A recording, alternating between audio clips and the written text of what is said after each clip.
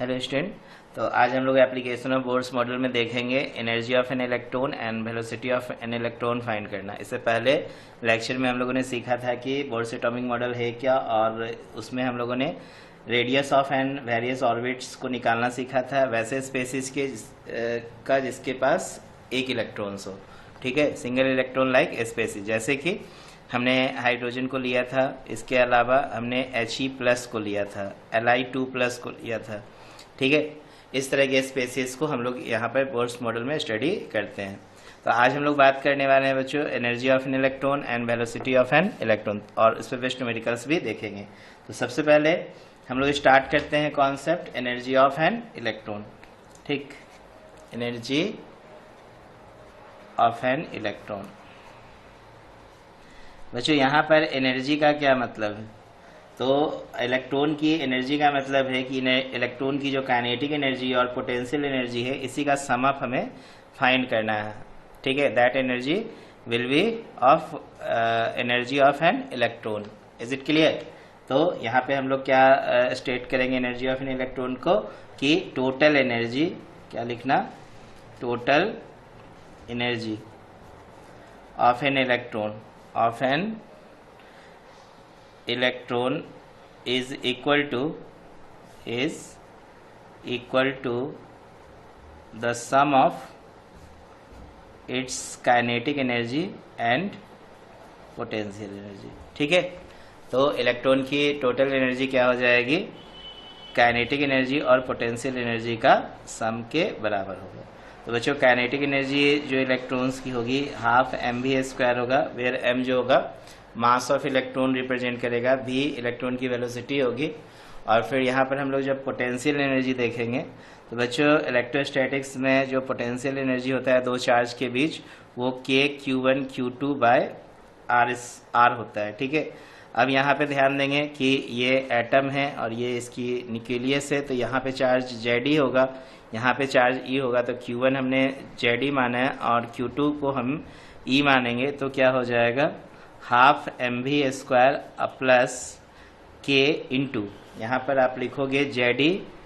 ठीक है ना, ये पॉजिटिव चार्ज हो गया और यहाँ पे इलेक्ट्रॉन की जो चार्ज होगी वो निगेटिव होगी, तो इंटू माइनस ई होगा। ओके, डिवाइडेड बाय आर, ये दोनों के बीच का डिस्टेंस हो जाएगा। ठीक, तो आप इसको कैसे लिखोगे, तो 12 mv² minus k Ze² upon are हो जाएगा। ठीक है, ये इलेक्ट्रॉन की टोटल एनर्जी होगी।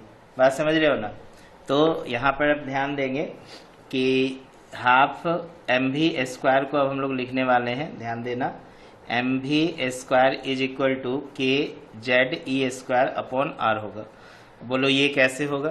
तो याद करो हम लोगों ने पहला जो लेक्चर देखा था इससे पहले वाला, जब हम लोगों ने रेडियस निकाला था, और तो देखो यहाँ पर रेडियस जब आपने निकाला तो v² का आप वैल्यू देखो, यहाँ पे हम लोगों ने निकाला था k Ze² बाय mr, तो m इधर अगर आ जाएगा तो mv² बराबर क्या हो जाएगा k Ze² अपॉन r। तो यही mv² को हम का value k Ze² upon r को हम उधर पुट करेंगे। ठीक है ना, तो यहाँ पर क्या हो जाएगा, देखो ये हो गया 12 mv² की जगह क्या पुट करोगे, k Ze² अपॉन r। ठीक, minus k Ze² upon r। देखो बच्चों यहाँ पे अगर हाफ में से एक माइनस करोगे तो माइनस हाफ बनेगा, बचेगा ना, जैसे कि ये हाफ हो गया और -1। देखो दोनों लाइक टर्म्स है ना, तो ये हाफ है, ये फुल टर्म है, तो हाफ में से -1 घटेगा तो माइनस हाफ बचेगा, तो minus half k Ze² upon r हो जाएगा। क्लियर है ना, समझ में आ रहा है? अब आपको क्या करना है, ये जो आपने क्या फाइंड किया, टोटल एनर्जी। ठीक, इसमें आप चाहो तो r का वैल्यू को पुट कर सकते हो। अब ये r हम लोगों ने पिछला क्लास में देखा था कैसे फाइंड करते हैं r, तो r की वैल्यू हम फाइंड करते हैं n² अपॉन 4π² mkZe²। ठीक है, और इसका सब वैल्यू को हम लोग पुट करके कांस्टेंट इसके रिस्पेक्ट में भी r को कैलकुलेट किए थे, ध्यान है ना। वहाँ पे मैंने डायरेक्ट वैल्यू आपको बताया था, कहा था कि आप इसमें जो जो कांस्टेंट है, जैसे h है, पाई है, m है, k है, e है, सबका वैल्यू को अगर रख के पुट करोगे तो r का एक वैल्यू और हम लोगों ने निकाला था। ठीक है, क्या निकाला था बताओ? आर का हम लोगों ने एक वैल्यू फाइंड किया था कि 0.529 n² एंगस्ट्रॉम के बराबर होता है क्या। तो देखो यहाँ पर हम लोग क्या करेंगे, आर की वैल्यू को पुट करेंगे, putting the value of r, value of r. तो बच्चों देखो, अगर आप आर का मान यहाँ पर पुट करोगे तो टोटल एनर्जी जो होगा इलेक्ट्रॉन का -12 kZe², और आर का वैल्यू ये पुट कर दो तो ये हो जाएगा कितना, n²h² divided by 4π² mkZe²। Clear है ना, समझ में आ रहा है? तो देखो ये 2 जो है यहाँ से कैंसिल होगा, ये 1/2 है और यहाँ पे ये 4 ऊपर चला जाएगा। चलो एक स्टेप और लिखते हैं, समझना, -1/2 इंटू kZe² और ये देखो ऊपर जाएगा, क्योंकि आपको पता है a/b/c जब आप लिखते हो तो AC/b हो जाता है। क्या हो जाता है? AC/b। तो आप इसको ऊपर भेज सकते हो तो 4π² mkZe², ठीक है, अपॉन n²h²। तो देखो यहाँ से 2 से 2 एक क्या हो जाएगा, कैंसिल होगा। क्लियर है ना? अब हम लोग यहाँ पे एनर्जी का एक फार्मूला हम लोग को मिल गया। तो देखो एनर्जी का क्या फार्मूला हो जाएगा, E = ये हो जाएगा kZe² π²। तो देखो यहाँ पे हम लोग -2 हो गया π² m k²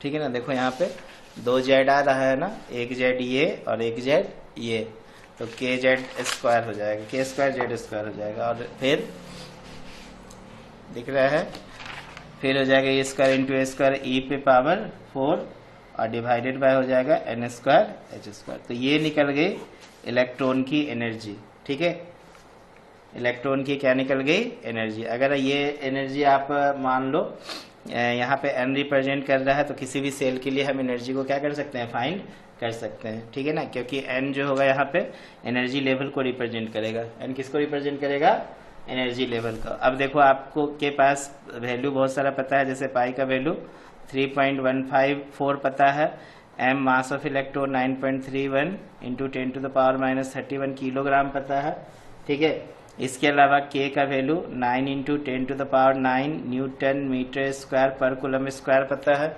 charge of electron 1.6 × 10⁻19 coulomb पता है। n हमें नहीं पता है। h का वैल्यू 6.626 × 10⁻, ठीक है, कितना लिखते हो, h का वैल्यू 6.626 × 10⁻, कितना हम लोग लिखते हैं h का मान, देखो तो I am forgetting the value of h 6.623 × 10⁻34 लिखते हैं, माइंड में मिसिंग कर रहा था, जूल सेकेंड, ठीक है, 6.626 × 10⁻34। सबको ऐसा ही सिस्टम में सब वैल्यू रखोगे तो एनर्जी का जो मान निकलेगा बच्चों, ठीक है, वो निकलेगा, ध्यान देना।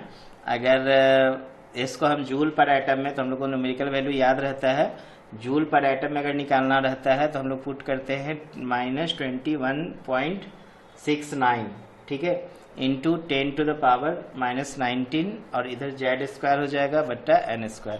ये वैल्यू जो निकलेगा ना बच्चों, ये जूल पर एटम में निकलेगा, ठीक है ना, क्योंकि हम यहाँ पे एग्जैक्ट जब ये वैल्यू पुट करेंगे तो आप इसको याद रखोगे, ये वैल्यू को सब पुट करके आप देख लेना। और इसी को अगर आप इलेक्ट्रॉन वोल्ट में कन्वर्ट करोगे तो -13.6 इंटू जो हो जाएगा बच्चों Z²/n² हो जाएगा, इलेक्ट्रॉन वोल्ट पर एटम, ठीक है। क्लियर है ना, एक इलेक्ट्रॉन वोल्ट समझते हो ना, कितना होता है, 1.6 × 10⁻19 जूल के बराबर होता है, याद रखोगे इस चीज को, ठीक है। क्लियर हो रहा है?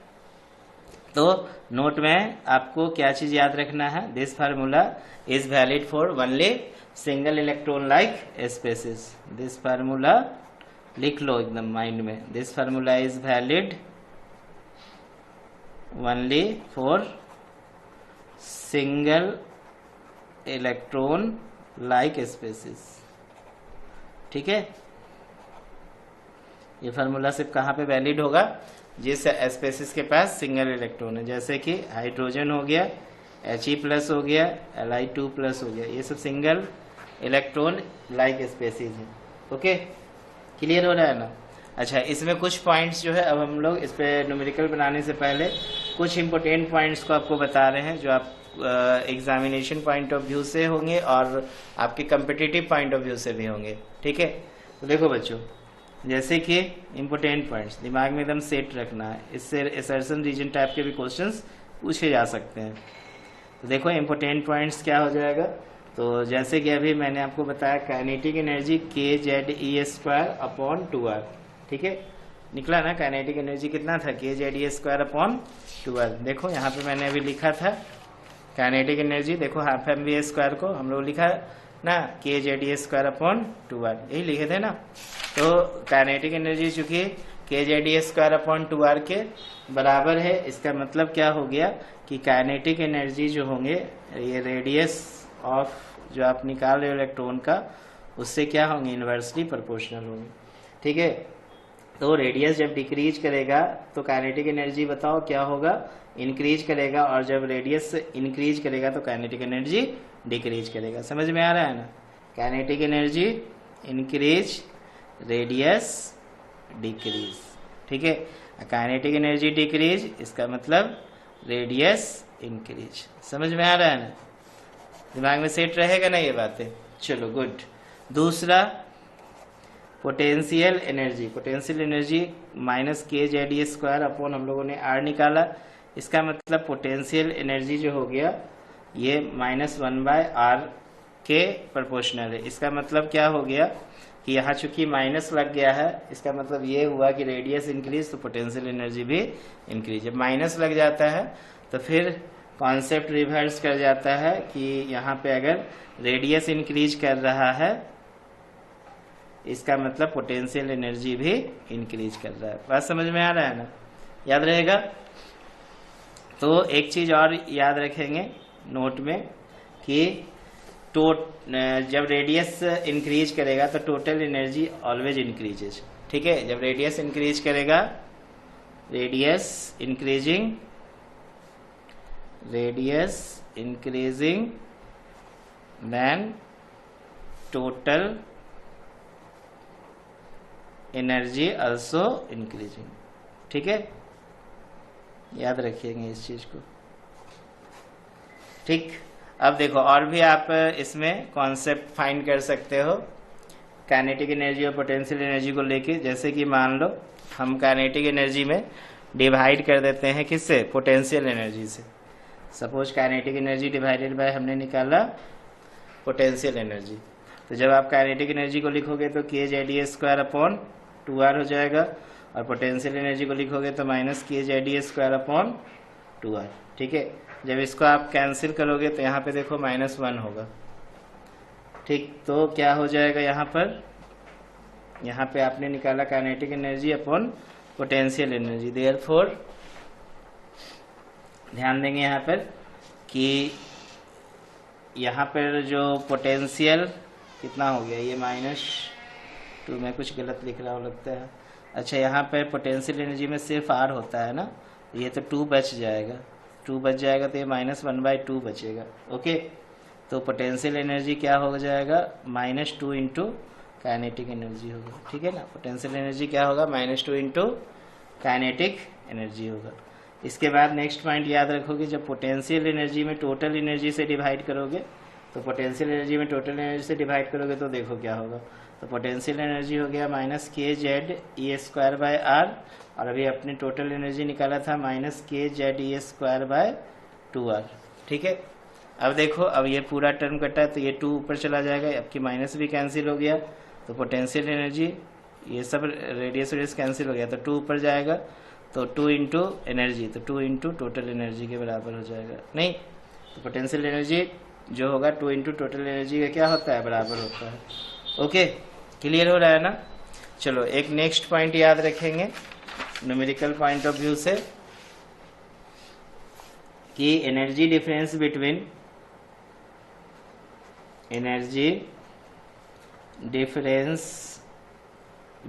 2 energy levels to energy levels.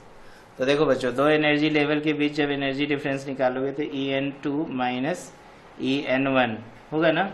और ये बताओ कितना होगा, अभी आपने जस्ट न्यूमेरिकल वैल्यू लिखा था -13.6 इंटू क्या किए थे बताओ, Z² बट्टा N2। यहाँ पे हम लोग 2 लिखे हैं पहले, तो क्या लिख सकते हैं N2 का स्क्वायर, नहीं ये हम लिख रहे हैं इलेक्ट्रॉन वोल्ट में, ओके। माइनस फिर E1 लिखोगे, ये माइनस है ये माइनस मिलके क्या हो जाएगा, प्लस हो जाएगा। तो कितना हो जाएगा 13.6 into Z² bye N1²। Clear है ना। अब चाहो तो आप इसमें कॉमन ले सकते हो। कॉमन कितना लोगे, तो -13.6 कॉमन ले लो, Z² कॉमन ले लो, तो ये देखो 1/N2 का स्क्वायर होगा। और ये माइनस क्या लिख लिए थे आप, प्लस, तो ये कितना हो जाएगा -N1 1/N1 का स्क्वायर। तब तो माइनस माइनस देखो प्लस होगा, समझ में आ रहा है ना, क्योंकि ये तो प्लस हो गया था ना, माइनस माइनस प्लस हो गया था। ये माइनस को माइनस से मल्टीप्लाई करोगे तो वापस प्लस आ जाएगा ना। क्लियर हो रहा है। तो ये फार्मूला आपके पास बन गया energy difference between two energy level En2 minus En1। ठीक है, इस पर न्यूमेरिकल जो होंगे आएंगे, समझ में आ रहा है ना। चलिए हम लोग बात करते हैं अब energy level of hydrogen atom के विषय में बात करते हैं। इसी पर energy level for H atom. तो H एटम बोले तो ये भी सिंगल इलेक्ट्रॉन स्पेसीज है। तो जैसे मान लो कि मैं यहाँ पर हाइड्रोजन का ये यहाँ पे ले लेता हूँ न्यूक्लियस, ये क्या हो गया हाइड्रोजन का न्यूक्लियस हो गया। अब आप देखोगे तो इसके जो हैं बहुत सारे क्या होंगे, शेल होंगे कि नहीं बताओ, बिल्कुल होंगे। तो ऐसे बहुत सारे इसके सेल होंगे। सेल का तो नंबर हम लोग काउंट करना बड़ा मुश्किल है, फिर भी हम 7 सेल्स के विषय में स्टडी करेंगे, ठीक है ना। KLMNOPQ क्लियर हो रहा है ना, KLMNOPQ। तो ये क्या हो गए, ये शेल 1 हो गए, ये 2, ये 3, ये 4, ये 5, ये 6, ये 7। बात समझ रहे हो ना। तो यहाँ पे देखो n बराबर आप 7 पे निकालोगे, तो n बराबर आप 7 पे निकालोगे तो देखो क्या मिलेगा आपको एट n बराबर 7 पे। तो n बराबर 7 पे हमें Q सेल मिलेंगे, क्या मिलेंगे Q सेल। इसकी एनर्जी क्या होगी E7। तो E7 हो जाएगा -13.6 इंटू 1 का स्क्वायर बाय 7 का स्क्वायर। और ये क्या चीज में निकल जाएगा, इलेक्ट्रॉन वोल्ट में निकल जाएगा। बात समझ रहे हो ना। तो आप इसको डिवाइड करके लिख देना, 49 से डिवाइड हो जाएगा तो ये इलेक्ट्रॉन वोल्ट में एनर्जी आएंगी। ओके, डिवाइड करना आता है ना। तो यहाँ पे हम लोग क्या करेंगे, 0 हटा देंगे, 1 दशमलव हटाएंगे तो 0 बैठा देंगे। तो आप चाहो तो हम एक सामने में आपको डिवाइड करके बता रहा हूँ, फिर मैं कैलकुलेटर यूज़ करूँगा 136। जैसे यहाँ 0 बैठाएंगे तो देखो यहाँ पर कितना आ जाएगा, दशमलव आ जाएगा। फिर 4 तिया 12, ठीक है, 9 तिया 27, ज़्यादा हो जाएगा, ठीक है ना। 2 ही बार में लगेगा। देखो 490 को 3 से करोगे तो ज़्यादा होगा, 9 तिया 27 के साथ 1470 आ रहा है, तो 2 ही टाइम्स में लगेगा। तो 2 0, 2 9 18 के 8, 2 चौका 8 1 9, 0 16 में से 8 गया 8, 12 में से 9 जाएगा 9 3 12। समझ रहे हो ना। तो यहाँ पे अब क्या करोगे, पहले ही हम लोगों ने क्या बैठा दिया था, एक 0 बैठाया था, तो हमें यहाँ पर क्या बैठा लेना होगा, दशमलव बैठाना होगा। समझ रहे हो ना। अब हम एक 0 यहाँ पे आराम से बैठा सकते हैं। तो 4 9 36, 9 बार में ज़्यादा हो जाएगा, 8 बार में लगाओ, 8 9 72 के 2 बचा 7, 8 चौक 32, 33 34 35, 36 37 38 39, 3920, ये भी ज़्यादा हो गया। तो कितना आ गया, यहाँ पर 7 बार में ही लगेगा, तो 0.27 इलेक्ट्रॉन वोल्ट होगा। समझ में आ रहा है ना। इस तरह से आप अलग अलग सेल का आप एनर्जी लेवल बता सकते हो। जैसे कि मान लो हमें निकालना हो एट n बराबर 6 पर, तो 6 पर निकालेंगे तो हमारे पास जो सेल मिलेंगे वो क्या मिलेंगे, पी सेल मिलेंगे। क्या मिलेंगे, पी सेल। इसलिए E6 जब निकालोगे तो -13.6 इंटू 1 का स्क्वायर, ठीक है, जेड हो जाएगा 1 हाइड्रोजन के लिए, बट्टा 6 का स्क्वायर। ये एनर्जी क्या चीज में निकलेगा, इलेक्ट्रॉन वोल्ट, तो 13.6 बाय 36। अब 13.36 को सॉरी 13.6 को अगर 36 से हम डिवाइड कर रहे हैं तो 0.3777 आ रहा है, तो हम लोग इसको 0.38 इलेक्ट्रॉन वोल्ट लिख सकते हैं। समझ रहे हो ना। इसी तरह E5 निकालना हो तो E5 निकालना हो तो क्या करोगे, -13.6 इंटू 1 का स्क्वायर बाय 5 का स्क्वायर इलेक्ट्रॉन वोल्ट ले सकते हैं। ठीक है, तो ये कितना हो जाएगा, -13.6 बाय 25। तो -13.6 बाय 25 में आएगा -0.54 राउंड फिगर में लिखेंगे इलेक्ट्रॉन वोल्ट। इसी तरीके से आप E6, 7, 6, 5 सब निकाल लिए, 4 भी निकाल सकते हैं। तो -13.6 इंटू 1 का स्क्वायर बाय 4 का स्क्वायर, 4 का स्क्वायर कितना हो जाएगा, 16। तो जब हम 13.6 में 16 से डिवाइड करेंगे तो ये आ जाएगा -0.85 इलेक्ट्रॉन वोल्ट के आसपास आएगा। ठीक है, इसके बाद इसी तरह से आप E3 निकाल सकते हो।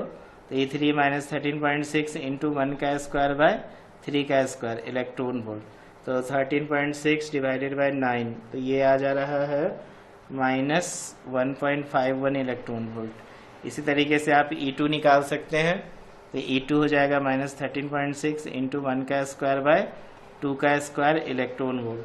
तो 13.6 में 4 से डिवाइड कर रहे हैं तो आ रहा है 3.4 -3.4 इलेक्ट्रॉन वोल्ट। और फाइनली E1 तो आसान है, -13.16 इंटू 1 का स्क्वायर बाय 1 का स्क्वायर इलेक्ट्रॉन वोल्ट बराबर -13.6 इलेक्ट्रॉन वोल्ट। समझ में आ रहा है ना।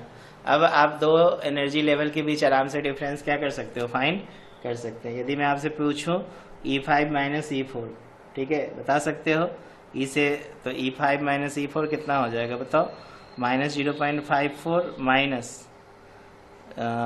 -0.85, तो ये हो जाएगा -0.54 प्लस 0.85। तो अब 0.85 में आप माइनस कर दो 0.54 को, ठीक है, तो कितना आएगा, 5 में से 4 जाएगा 1, 8 में से 5 गया 3, 0.31 इलेक्ट्रॉन वोल्ट होगा प्लस में। इस तरह से आप अलग अलग दो एनर्जी लेवल के बीच क्या कर सकते हो, डिफरेंस फाइंड कर सकते हो। ठीक है ना, E3 minus E2, E4 minus E3 वगैरह वगैरह। क्लियर हो रहा है ना।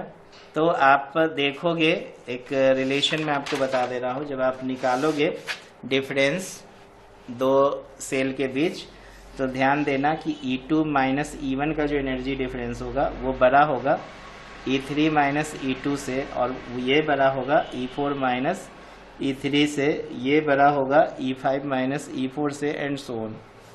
समझ लेना, ये निकाल के चेक कर लेना, मेरे दिमाग में है, ऐसा ही आता है कैलकुलेशन। E2 माइनस E1 का डिफरेंस हमेशा बड़ा होता है किससे, E3 माइनस E2 से। अब देखो इस पे बेस्ड मैं आपको न्यूमेरिकल्स बता रहा हूँ, ध्यान देंगे। जैसे कि सवाल पूछेगा कि calculate the energy of Li2+, ठीक है, calculate the energy of Li2+। Lithium पे 2+ है, इसका मतलब लिथियम का एटॉमिक नंबर 3 होता है, ठीक है ना। इलेक्ट्रॉन न्यूट्रल स्टेट में 3 होते हैं, 2 इलेक्ट्रॉन निकल गए तो 1 इलेक्ट्रॉन बचा, ठीक। तो 4 सेकेंड एक्साइटेड स्टेट, बच्चों याद है सेकेंड एक्साइटेड स्टेट में इलेक्ट्रॉन जो होते हैं तीसरे ऑर्बिट में होते हैं, थर्ड एक्साइटेड स्टेट में चौथे ऑर्बिट में हो जाएंगे, ठीक है। तो देखो लिथियम के लिए Z का मान क्या होगा, Li2+ के लिए Z का मान 3 होगा और N का मान भी 3 होगा, क्योंकि सेकेंड एक्साइटेड स्टेट में इलेक्ट्रॉन है, इसका मतलब प्रेजेंट कहाँ है, तीसरे सेल में। तो एनर्जी निकालने का फॉर्मूला -13.6 इंटू Z का स्क्वायर, तो 3 का स्क्वायर बटा N स्क्वायर, तो 3 का स्क्वायर, ये क्या चीज में निकलेगा, इलेक्ट्रॉन वोल्ट पर एटम में। तो 3 का स्क्वायर क्या हो जाएगा, कैंसिल आउट हो जाएगा, तो सिर्फ एनर्जी कितना बचेगा, -13.6 इलेक्ट्रॉन वोल्ट पर एटम। क्लियर है ना। ध्यान देना, जब भी देगा फर्स्ट एक्साइटेड स्टेट तो N का मान 2 मानना, सेकेंड एक्साइटेड स्टेट तो N का मान 3 मानना, थर्ड एक्साइटेड स्टेट तो N का मान 4 मानना। समझ में आ रहा है ना। चलो एक और सवाल हम लोग लेते हैं, जैसे कि क्वेश्चन इस तरह से भी पूछ सकता है, कैलकुलेट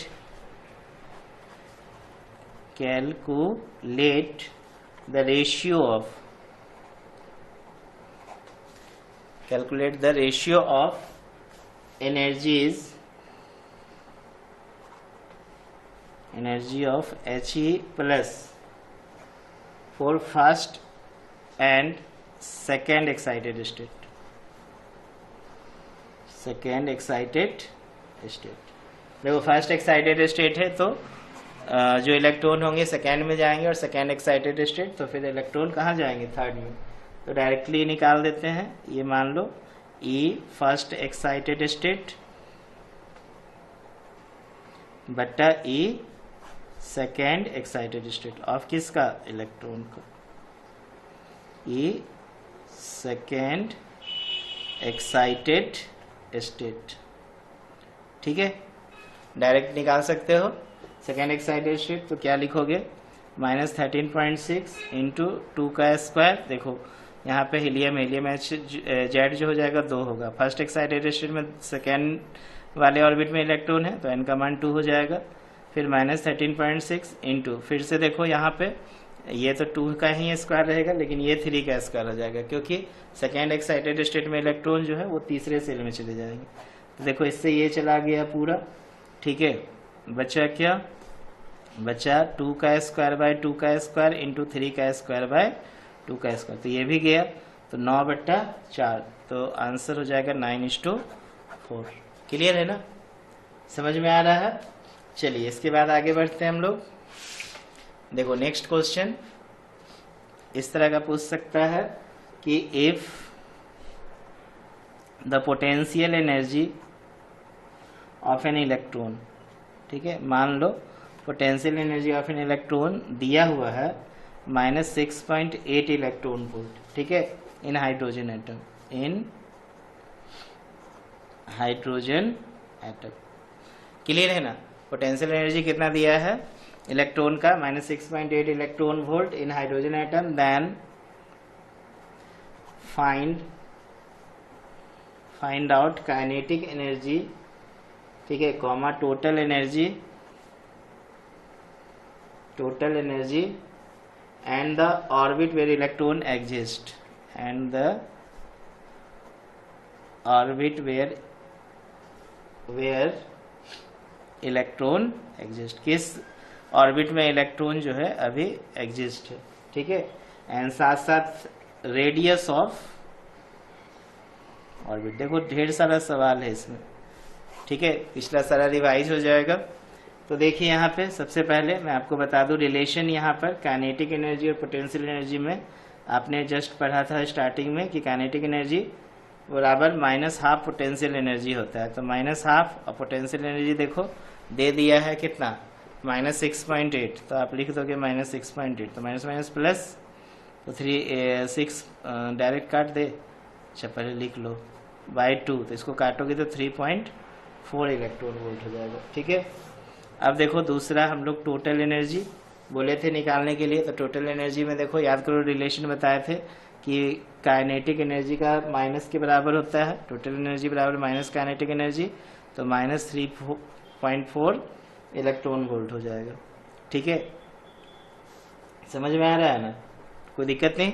इसके बाद देखो बोल रहा है क्या क्या फाइंड करने, फाइंड काइनेटिक एनर्जी निकल गया, टोटल एनर्जी, ऑर्बिट पूछ रहा है जहाँ पे इलेक्ट्रॉन एग्जिस्ट कर रहे हैं, तो देखो यहाँ पे हम कंपेयर कर देंगे टोटल एनर्जी को किस फार्मूला से, -13.6 Z²/n², ये भी इलेक्ट्रॉन वोल्ट में, तो ये इसके क्या हो जाएगा, देखो बराबर हो जाएगा ना, तो बराबर होगा तो क्या करेंगे हम लोग, -13.6 Z²/n² बराबर -3.4, तो देखो माइनस से माइनस कैंसिल हो जाएगा, तो n² का जो मान होगा 13.6 Z²/3.4 हो जाएगा, ठीक है, होगा ना, और Z का जो मान होगा, Z कौन यहाँ पर है, हाइड्रोजन है, तो हाइड्रोजन के लिए Z का मान 1 होता है, ये 13.6 इंटू 1 का स्क्वायर अब 3.4, ठीक है। अब इसको देखो काटो, तो 3 चौका 12, 6 चौका 24, तो ये करीब करीब कितना के आसपास आ जाएगा, 4 से हमको लगता है कट जाना चाहिए ना, 3.4 को 4 से काटो, 4 चौका 16, 4 तिया 12, 1 13, हाँ 4 से पूरा कट गया, तो n² का मान कितना हो गया 4, n स्क्वायर 4 हो गया तो n का मान √4, नंबर है प्लस माइनस नहीं निकलेगा, सिर्फ प्लस में निकलेगा, ठीक है ना, तो 2 हो गया। इसलिए electron exist in second orbit, ठीक है। इलेक्ट्रॉन कहाँ एग्जिस्ट रहेगा? सेकेंड ऑर्बिट में भी रहेगा, ठीक। चलो नाउ लास्ट में हम लोगों ने बोला था रेडियस फाइंड करने, तो रेडियस होता है 0.529 into n square by Z angstrom होता है, याद है ना। तो कैसे फाइंड करोगे? तो 0.529 ले लेना, एन का मान 1 एन सेकेंड ऑर्बिट में है ना, तो 2 ले लेना बाय 1, और ये वैल्यू एंगस्ट्रॉन्ग में, तो 2 दूना 4, 4 को 0.529 से मल्टीप्लाई करोगे तो 9 चौका 36, फिर 4 दूना 8, 3 11, ठीक है, फिर 4 पंचे 20, 21, तो 2.116 एंगस्ट्रॉन्ग आ जाएगा। क्लियर है ना, तो ये रेडियस निकल जाएगा। समझ में आया? चलो अब हम लोग यहाँ पे तो आई थिंक अच्छे से सब क्लियर हो गया होगा। एक और न्यूमेरिकल हम लोग इस पे देखते हैं, फिर हम लोग वेलोसिटी ऑफ एन इलेक्ट्रॉन को फाइंड करेंगे। ओके, देखो बढ़िया न्यूमेरिकल्स बता रहे हैं न्यूमेरिकल से कि the ionization energy for the hydrogen atom is 13.6 electron volt, ठीक है। Ionization energy for hydrogen atom कितना दिया है? 13.6 electron volt. Then the required energy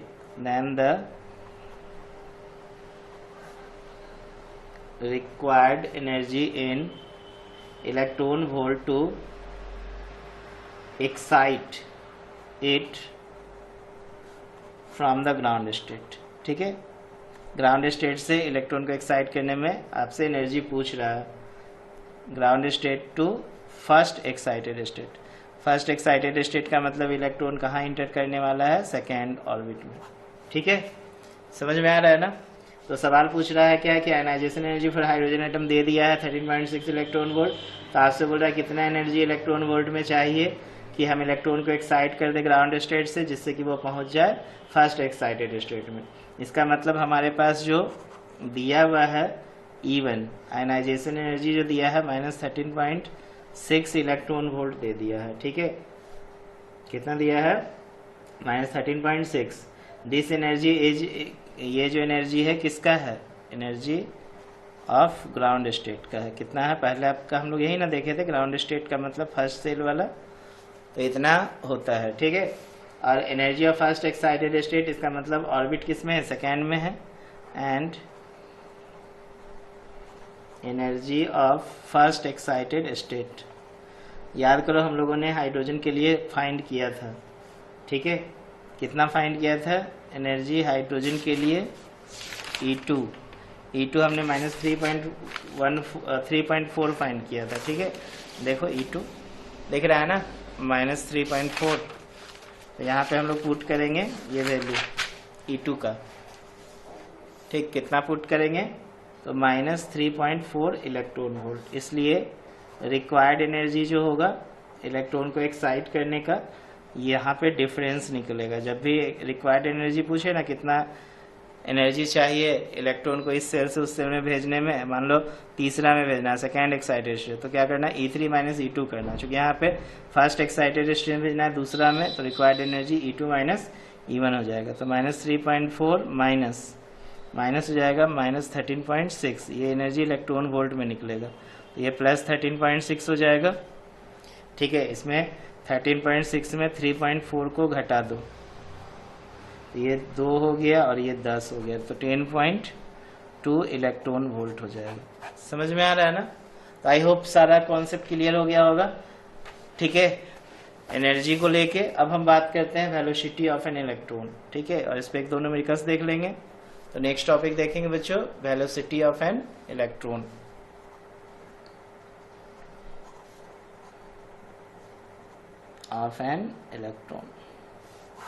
देखो velocity of electron Bohr's model से कैसे फाइंड करेंगे? तो बोर्स मॉडल के अकॉर्डिंग आपने पढ़ा था, उनके पोस्टुलेट्स में कि कूलम्बिक फोर्स सेंट्रीफ्यूगल फोर्स के बराबर होता है। तो अकॉर्डिंग टू, हम लोग शुरू वाला में भी ये कॉन्सेप्ट यूज़ किए थे जब रेडियस फाइंड कर रहे थे। तो अकॉर्डिंग टू बोर्स मॉडल जो होगा कूलम्बिक फोर्स किसके बराबर होगा? सेंट्रीफ्यूगल फोर्स के बराबर, सेंट्रीफ्यूगल फोर्स। तो बच्चों कूलम्बिक फोर्स जो हो जाएगा kZe²/r²। याद आ रहा है ना कि Q1 Q2/r² ले रहे थे ना, तो Q1 ZE ले लिए थे, Q2 E ले लिए थे, और सेंट्रीफ्यूगल फोर्स mv²/r हम लोगों ने पढ़ा था। तो देखो r से r यहाँ पर क्या हो जाएगा? कैंसिल। तो kZe² बराबर आप निकाल सकते हो mv²r। ठीक है, कोई दिक्कत? अब देखो इसमें हम लोग क्या करेंगे, कॉन्सेप्ट kZe² बराबर mvr इंटू भी लिख सकते हैं। देखो तो v² को हमने ब्रेक कर दिया। ठीक, ऐसा करने से क्या फ़ायदा होगा, सोचो थोड़ा। mvr को हम यहाँ पे कुछ लिखेंगे, ठीक है, चाहे पहले आप इसको इक्वेशन क्या मान लो, first mvr linear moment angular momentum को दिखाता है ना। तो देखो यहाँ पे as we know angular momentum mvr जो होता है किसका मल्टीपल होता है? nh/2π का। याद आ रहा है ना, nh/2π। तो हम लोग क्या करते हैं, mvr की जगह nh/2π पुट कर देते हैं। यही मैं बोल रहा था एंगुलर मोमेंटम। तो nh/2π इंटू क्या कर दो v। ठीक है, अब देखो यहाँ से kZe² बराबर nh/2π इंटू v, तो वेलोसिटी ऑफ इलेक्ट्रॉन निकल जाएगा v बराबर, सबको इधर भेज दो, तो कितना 2π kZe²/nh हो जाएगा। ओके, v बराबर 2π kZe²/nh। ठीक, अब हमें क्या करना है, सबका वैल्यू पुट करेंगे। पाई का वैल्यू याद करो 3.14, के का वैल्यू 9 × 10⁹ न्यूटन मीटर स्क्वायर पर कूलम स्क्वायर। ई हो गया इलेक्ट्रॉन का चार्ज 1.6 × 10⁻⁻19 कूलम। एच हो गया प्लैंक्स कांस्टेंट 6.626 × 10⁻34 जूल सेकेंड। ठीक है, समझ में आ रहा है ना। तो ये सब वैल्यू का आपको क्या करना पड़ेगा, यहाँ पे पुट करेंगे तो v की जो वैल्यू निकलेगी, ठीक है, वो सब वैल्यू पुट करोगे तो v का जो मान होता है वो 2.188 × 10⁸ Z/n, ये सेंटीमीटर पर सेकेंड में निकलेगा। समझ रहे हो ना, क्या चीज में निकलेगा? सेंटीमीटर पर सेकेंड। ओके, याद रखेंगे। तो velocity of single electrons species क्या हो गए, याद रखोगे 2.188 × 10⁸ Z/n सेंटीमीटर पर सेकेंड। ठीक है, तो ये हो गया इलेक्ट्रॉन की वेलोसिटी निकालने का कॉन्सेप्ट। कोई दिक्कत? एक बार रख के वैल्यू पुट कर लेना, क्योंकि जनरल जब हम लोग कॉन्सेप्ट यूज़ करते हैं तो यही यूज़ करते हैं इलेक्ट्रॉन की वेलोसिटी फाइंड करने के लिए। ओके, तो यही आएगा ये डेटा डालने पर यहाँ पर। चलो अब इस पे बेस्ट न्यूमेरिकल्स देखो। जैसे सवाल क्या पूछेगा, आसान से सवाल होगा। बोल रहा है कि if the total energy of an electron is -1.51 electron volt. ठीक है, कहाँ पर बोल रहा है? In hydrogen atom. इसके बाद बोल रहा है then find out kinetic energy, potential energy, radius and velocity of electron. देखो अभी इस क्वेश्चन में हम सारा चीज ले लिए, velocity of electron in that orbit. ठीक है, जिस ऑर्बिट में इलेक्ट्रॉन मौजूद होंगे। ठीक है, तो क्या बोल रहा है? टोटल एनर्जी ऑफ इलेक्ट्रॉन दे दिया है -1.51 इलेक्ट्रॉन वोल्ट। किसका? हाइड्रोजन एटम का। तो उसकी हमें kinetic energy, potential energy, radius और वेलोसिटी ऑफ इलेक्ट्रॉन फाइंड करना है। देखो बच्चों, टोटल एनर्जी जो दिया है -1.51 इलेक्ट्रॉन वोल्ट है। ठीक है, तो काइनेटिक एनर्जी हमें पता है कि टोटल एनर्जी का माइनस होता है। टोटल एनर्जी का क्या होता है? टोटल एनर्जी का माइनस। ठीक है, तो टोटल एनर्जी दे दिया है -1.51, तो ये माइनस प्लस हो जाएगा 1.51 इलेक्ट्रॉन वोल्ट हो जाएगा। समझ रहे हो ना, कोई दिक्कत नहीं होगा ना। काइनेटिक एनर्जी टोटल एनर्जी का माइनस होता है, तो टोटल एनर्जी ये दिया हुआ है तो इसमें माइनस से मल्टीप्लाई कर दिए, पहला। दूसरा पोटेंशियल एनर्जी, बच्चों याद करो, पोटेंशियल एनर्जी में हम लोग रिलेशन बताए थे कि 2 × टोटल एनर्जी होता है, तो ये हो जाएगा 2 इंटू टोटल एनर्जी माइनस 1.51 बराबर पोटेंशियल एनर्जी कितना निकल जाएगा, इसको गुना करोगे तो 2 इकाई 2, 2 पंचे 10 और 2 इकाई 2 1 3, तो ये हो जाएगा माइनस 3.02 इलेक्ट्रॉन वोल्ट होगा। ओके, तीसरा रेडियस पूछ रहा है। अब रेडियस निकालने के लिए हमें एन का वैल्यू पता होना चाहिए, तो टोटल एनर्जी का फार्मूला से हम क्या करेंगे, कंपेयर करेंगे। तो देखो टोटल एनर्जी दिया है minus 1.5 electron volt and as we know total energy निकालने का formula minus 13.6 into Z square n square electron volt. इसका मतलब ये दोनों आपस में क्या होंगे, इक्वल होंगे। तो minus 13.6 into Z square by n square बराबर माइनस 1.51। तो ये माइनस से माइनस गया, जेड का मान 1 होगा, हाइड्रोजन है इसलिए, तो 13.6 बाय 1.51 इंटू 1 का स्क्वायर बराबर एन स्क्वायर। ठीक है, इसलिए एन स्क्वायर बराबर, अब कितना से गुना करें, 9 से गुना करके देख लो, 9 इकाई 9, 9 पचे 45, 9 इकाई 9 4 13। तो देखो 13.6 और 13.59 करीब करीब कट जा रहा है ना, तो 9 बार में कट गया, तो ये 9 हो गया। तो n का मान √9 बराबर 3 हो जाएगा। ठीक है, तो n का मान 3, इसका मतलब ऑर्बिट विल बी, इसलिए ऑर्बिट विल बी 3। तो इलेक्ट्रॉन कहाँ मौजूद है, थर्ड ऑर्बिट में, इसीलिए अब आप क्या निकाल सकते हो, रेडियस और वेलोसिटी अब हम लोग फाइंड करेंगे। ठीक, इसीलिए नाउ आर, चौथा नंबर ना, चौथा नंबर में क्या होगा, आर निकालने का formula 0.529 into n square by Z angstrom लिखोगे, ये 0.529 हो जाएगा, और एन का मान 3 का स्क्वायर बाय 1, ये एंगस्ट्रॉन्ग में आएगा। ओके, तो जब इसको आप मल्टीप्लाई करोगे तो 0.529 को 3 से मल्टीप्लाई करेंगे तो कितना हो जाएगा, 3 9 तिया 27, ठीक, 9 तिया, अच्छा 3 तिया 9 होगा ना यहाँ, 0.529 को 9 से गुना करेंगे, 9 9 81 के 1 बचे 8, 9 2 18 और 8 26, 6 9 बजे 45, 46 47, तो 4 1 आ जाएगा ना, तो 4.761 एंगस्ट्रॉन्ग आ जाएगा वैल्यू। क्लियर है ना, तो ये क्या निकल गए, आर का मान निकल गया। अब हम लोग निकालेंगे किसका, वेलोसिटी का मान। अभी जस्ट हम लोगों ने डिराइव किया था वेलोसिटी 2.188 था ना, इंटू 10⁸ जेड बाय एन, और ये सेंटीमीटर पर सेकेंड में हम लोगों ने निकाला था। क्या, तो कुछ नहीं करो, एन का मान यहाँ पे पुट करो, तो 2.188 इंटू 10⁸ जेड का मान 1 और एन का मान 3, ठीक है, सेंटीमीटर पर सेकेंड।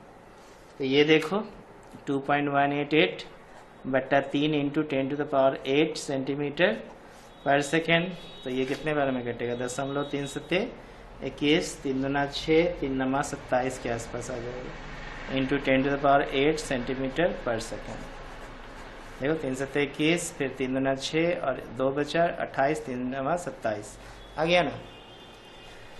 क्लियर हो रहा है, इस तरीके से हम लोग सवाल बना सकते हैं ढेर सारा। ठीक है, कोई प्रॉब्लम, चलो इसके बाद एक और सवाल देखा जाए। चलो एक और लास्ट क्वेश्चन हम लोग क्लियर कर लेते हैं, इसके बाद आज का क्लास कंप्लीट होगा, फिर हम लोग नेक्स्ट क्लास में स्पेक्ट्रम टॉपिक को स्टार्ट करेंगे। ठीक है, तो देखो क्वेश्चन है, last question, calculate velocity of an electron, calculate velocity of an electron placed in third orbit, calculate velocity of an electron placed in third orbit of the hydrogen atom। ठीक है, and ये आपको find करना है। और also यहाँ पे एक चीज और बोल रहा है कि and also calculate the number of revolution, number of, बहुत अच्छा सवाल है ये, number of revolution per second that this electron makes around the nucleus. ठीक है, क्या बोला? Calculate velocity of electron placed in third orbit of hydrogen atom and also calculate number of revolution per second that this electron makes around the nucleus. तो देखो जो यहाँ पर कह क्या रहा है कि calculate velocity of an electron placed in third orbit. ठीक है, तो सबसे पहले हमें जनरल फार्मूला पता होना चाहिए वेलोसिटी ऑफ nth ऑर्बिट निकालने का। तो 2.182 इंटू 10⁶ जेड बाय एन ले लेंगे मीटर पर सेकेंड। अभी हम लोग पढ़े थे ना 10⁸ सेंटीमीटर पर सेकेंड। सेंटीमीटर को हमने क्या चीज में कन्वर्ट कर लिया? मीटर में। तो 1 सेंटीमीटर 1/100 मीटर के बराबर होता है। तो 100 यहाँ पे कैंसिल होकर 10⁶ आ गया। ठीक है, इतना हो गया। तो हम क्या करेंगे? V3 निकालेंगे। V3 2.182 188 था, सॉरी 188 था, इंटू 10⁶ इंटू 1/3, ये मीटर पर सेकेंड। ओके, अब 2.18 भी लिख सकते हो, कोई दिक्कत नहीं। 188 को 2.18 कैलकुलेट कर लेना, 18 आएगा या 182 जो भी। तो यहाँ पे हम क्या करेंगे? 3 से डिवाइड करेंगे। तो 3 से डिवाइड करेंगे तो 3 सत्ते 21, ठीक ना। अच्छा, एक और जीरो यहाँ से ले लेते हैं। 21.88 इंटू 10⁵/3 मीटर पर सेकेंड ले सकते हैं ना। अब यहाँ पे आप देखो 3 सत्ते 21 काट दिए, 3 दूना 6, 3 दूना 6 और 3 नमा 27, इतना इंटू 10⁵ मीटर पर सेकेंड। ये निकल गया थर्ड ऑर्बिट की वेलोसिटी। अब हमसे पूछ रहा है calculate number of revolution per second that this electron makes around the nucleus. तो बच्चों number of revolution per second निकालने के लिए क्या करोगे? Number of revolution per second निकालने के लिए आपको करना क्या है? ये जो आपने V3 निकाला है इलेक्ट्रॉन की वेलोसिटी इन थर्ड ऑर्बिट, उसमें आपको सरकमफेरेंस से डिवाइड कर देना है। ठीक है, बात समझ रहे हो ना। तो कितना निकाले हैं? 7.29 इंटू 10⁵। ठीक है, अब 2 इंटू 3.14 करोगे और रेडियस का मान फिर अब यहाँ पे आपको पुट करना पड़ेगा। ठीक, तो रेडियस का मान होगा 0.529 इंटू 3² 1 एंगस्ट्रॉम। याद है ये फार्मूला हम लोग यूज़ किए थे। ठीक, तो ये कितना हो जाएगा? देखो थोड़ा मेहनत होगा, एक बार कैलकुलेशन चेक कर लोगे। इसको हम मल्टीप्लाई करेंगे तो 2 4 जा 8, 2 1 जा 2, 2 3 जा 6, 6.28 इंटू 0.529 हो जाएगा इंटू 9, नीचे इंटू 10⁻⁻10 मीटर। एक एंगस्ट्रॉम 10⁻⁻10 मीटर के क्या होता है? बराबर होता है।